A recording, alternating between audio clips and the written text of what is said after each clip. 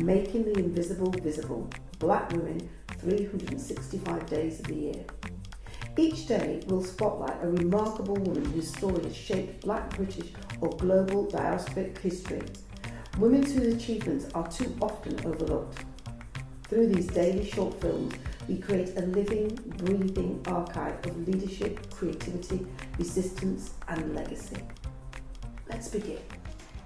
So my name is Hilary, and in my 9 to 5, I am a senior campaign lead. But outside of that, I am also a content creator.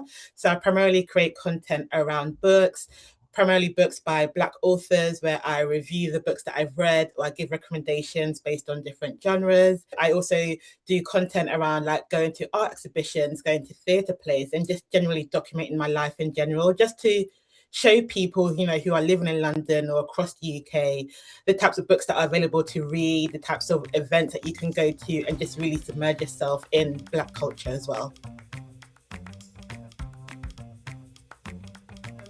So I'll try and cover both really quickly. So in my role as a senior campaign lead, I essentially lead campaigns that are all about raising awareness of different sort of policies or initiatives coming from local government. So it's all about making Londoners be aware of what's happening within their city. And I think that has a big impact in how I approach my content, because for me, it's all about making people aware of the diversity of books that are out there. So when I first got back into reading like 6 years ago, I was like scrolling through TikTok trying to see what's there, and I was just seeing the same type of books over and over again. I approach my content in the sense that I'm just trying to show people the range that is out there and show people that you don't need to sort of box yourself into one genre or one type of author, but there's so much out there that you can explore. There's a type of book or there's a type of art or theatre available for everyone. So it's all really just showing that there's so much out there, and then just doing my bit to just raise awareness of that. I worked in a campaign called the Voter ID campaign. And essentially, it was just to let people know that the electoral law has changed and you now need to bring photo ID when you are going to vote in the polls. And you would think that is a pretty straightforward campaign until you realize that there's so many underrepresented groups that do not have a acceptable form of photo ID or don't know about the law, a change, or just need extra communication. So a lot of the campaign I had to spend was thinking about how do you communicate with these different types of communities that have their own sort of culture, their own needs, and their own way of communication that isn't necessarily from a government perspective. Reaching people where they are and understanding what their needs are, and then tailoring your communication to that, as opposed to trying to force people to bring them to where you are. And for me, it really showed me that when it comes to my content, it's just thinking, how do you tailor your communication skills to different audiences? How do you reach out to audiences who may understand one thing but may not understand another thing? And just thinking like, well, how do you break it down so it's the most easiest thing? And that big difference is really, over the last couple of years, has stuck with me.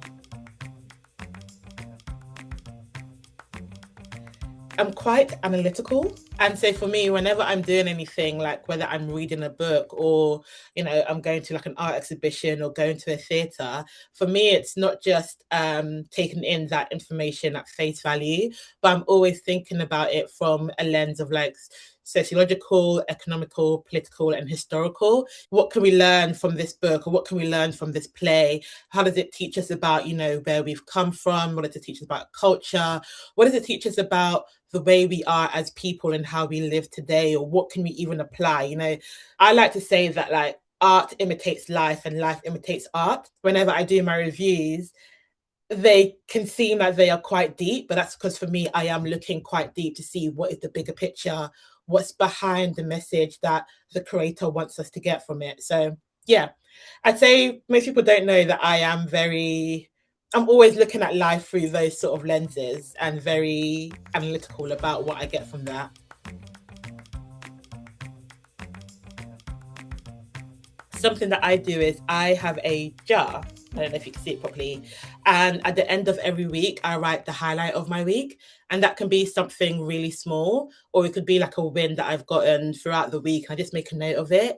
And then at the end of the year, I like to go through and just like read everything that's happened each week, and then just remember all the small things that add up to making a bigger thing. I also just like to celebrate with my friends. Sometimes it's just like sharing news with other people, going out to celebrate, and also just taking the time to unwind. So for me, I'm a big believer in the more that you look after yourself, the better quality of work that you can give out to people as well. So it's, celebrate your wins, always taking the fact that you've achieved something, but always knowing that your well-being, whether it's physical, emotional, or mental, will always come first before you do anything else. Thank you for joining us for today's story. Making the Invisible Visible is our commitment to ensuring that Black women's histories and contributions are recognised, valued and kept in daily circulation. Across 2026, we will continue to share these powerful narratives, 365 days of impact, brilliance and inspiration. Stay connected, join the conversation and help us champion the women whose journeys continue to shape our world. I'm Paulette Brooks and I'm looking forward to seeing you tomorrow for the next story.